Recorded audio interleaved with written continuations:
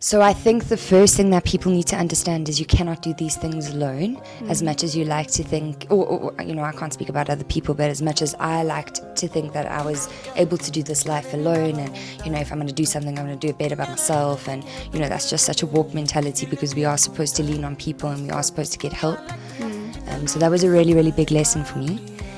And you're going to have to remind me of the question, because now my brain also just went a little bit. How did you change the way that you...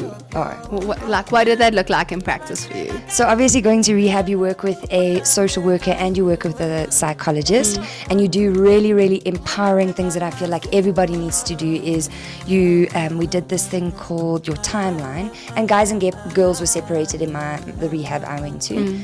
And then you go through this timeline, and the social worker's there with you and the psychologist, and then they pick at like certain moments in your life, and then you've got to reenact it. It was the most hectic thing. You think you're going to watch a sad movie and cry. I've never cried so much in my life. And you watch other people, and so that was a huge help. Rehab was absolutely amazing. People were standing up for you when you didn't want to stand up for yourself, and that was a really powerful thing.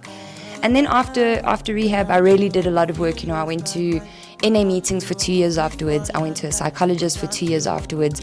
It was super challenging, because I was 21, and you do want to party and be with the in crowd.